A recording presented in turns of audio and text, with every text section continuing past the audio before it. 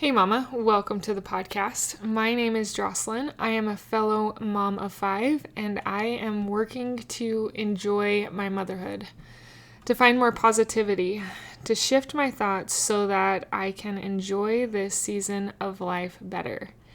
Thank you for coming along. I hope that as you hear what I learned, things I've implemented and am trying to do, that you will do the same to find more positivity and joy in motherhood because it works. I would not still be podcasting about it if it did not work, but it does. So these little thought tools, mindset exercises, and mental shifts do make a difference in finding more joy in motherhood. So let's talk about a few of them today. Hi, I'm Jocelyn, fellow mom of 5 and host of the Positivity in Pregnancy and Motherhood podcast. I help pregnant women and mothers to find the positivity in their season of life through changing their thoughts to work for them and not against them. I help mothers find the small, doable steps in thought and action without making drastic changes to their everyday mom life. And I can help you. Let's find positivity during our pregnancies and in our motherhood together. Thanks for joining.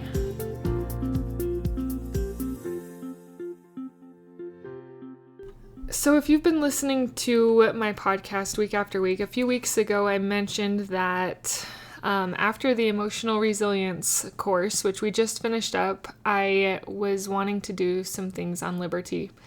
And I do still want to do some things on liberty and freedom, especially where I live in America and we are celebrating our country's 250th anniversary. I think that's pretty amazing and special. I also have a lot of patriotic pride, I guess you could call it. And so that's been on my mind to do, and I actually have some books I've been studying in preparation for that. But I was like, not quite ready for that yet. I feel like I still need to do a little bit more studying and want to do a little more preparation for that. And so this week I didn't really have something on the schedule. So we are just going to chat today and see where it goes. I usually at least have notes. Sometimes I will, so I'll usually write my own notes at least, and then occasionally I'll have AI help a little bit. But today we are truly winging it. There is one thing I did, and that is to look up a quote. And this quote could lead our conversation in many ways. And that's what I want. I want this to be a conversation. I know it's one-sided, but you are mentally going to talk with me as we go throughout this, because I do that when I listen to podcasts. I mentally follow along, have my own thoughts, my own rebuttals, my own answers to questions as I follow along with a podcaster. And I invite you to do the same today. So this is the quote that is kind of leading our conversation today. And the quote, it was just a random one that I seen on Pinterest. It says, "The more a mother enjoys her motherhood, the more her child enjoys their childhood. The two are inextricably linked." And I like that. Out of all the quotes on that page on Pinterest, this really stood out. And for some of us, joy is a little bit harder to find. It's not quite so easy to come by, especially if you tend to be a more responsible personality. It can be a little harder, and then you get in these rigid structures and routines, and you forget to have joy. Last year, in fact, you've probably heard this, but some people do words of the year instead of setting like a ton of goals. They just try to implement a word. And so last year my word was joy. I just needed to feel more joy. I was so uptight about the getting things done, making sure, like I homeschool my kids, so I was trying to make sure that education is taken care of, trying to make sure they have healthy meals, trying to make sure that we get sleep, all the things. And I was trying to get all the things done, but in the process, I was sacrificing not only my joy, but my whole family's joy.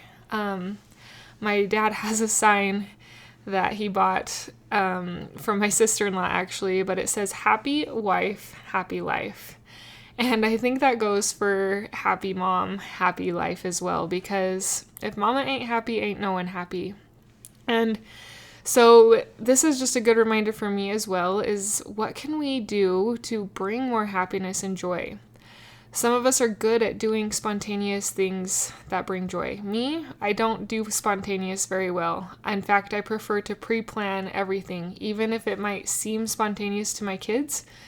Mentally, I do better if I pre-plan it. So what can you pre-plan that will be fun, that will be different, that will seem spontaneous?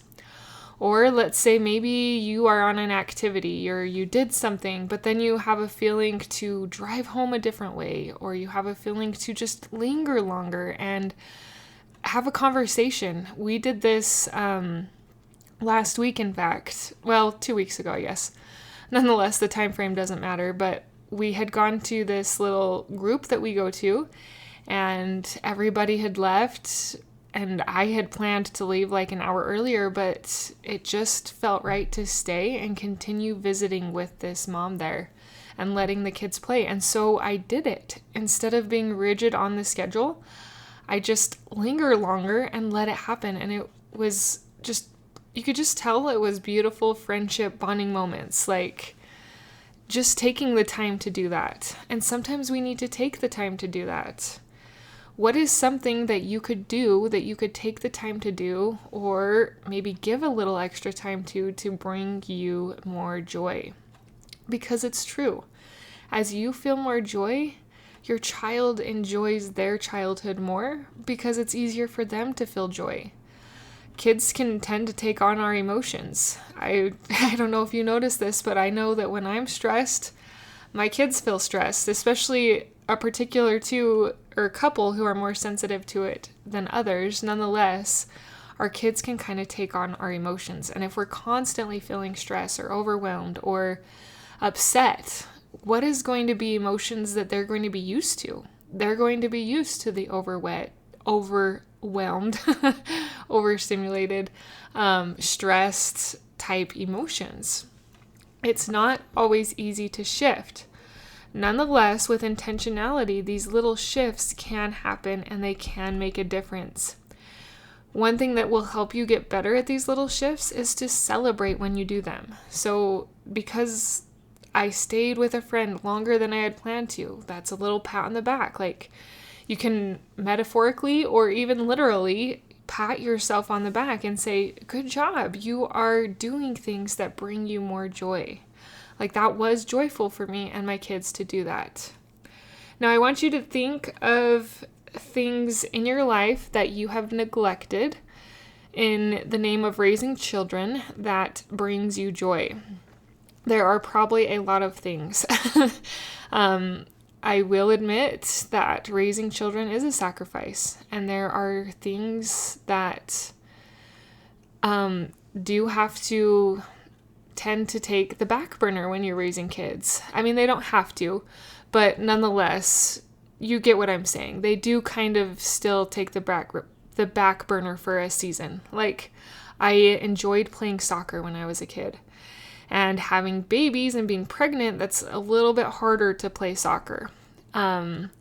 So if you're in the pregnancy season or having a newborn and doing your thing is hard, think of a way that you can observe or still enjoy it. So even though I can't play soccer, could I go watch soccer?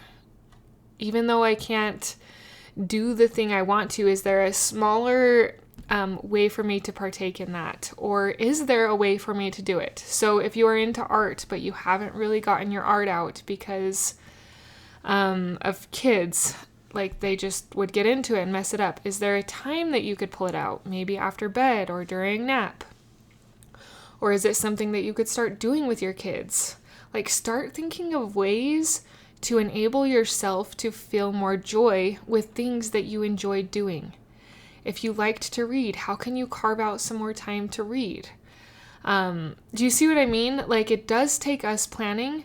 Nonetheless, as we bring more joy into our motherhood, by default, it will bring more joy to our children. These things, even though they're small, they add up. And I want them to add up for you in joy and happiness in your motherhood and in raising these sweet children. The older I get, the more I realize how fast it goes. As I've mentioned, I have a teenager now, and I cannot believe it. This season, even though it seems like it might last forever, it's not going to. This is also a temporary season, and why not enjoy it? Why not create those good memories and have fun and laugh with your kids so that they'll want to grow up and come back to your home and still love and laugh with you?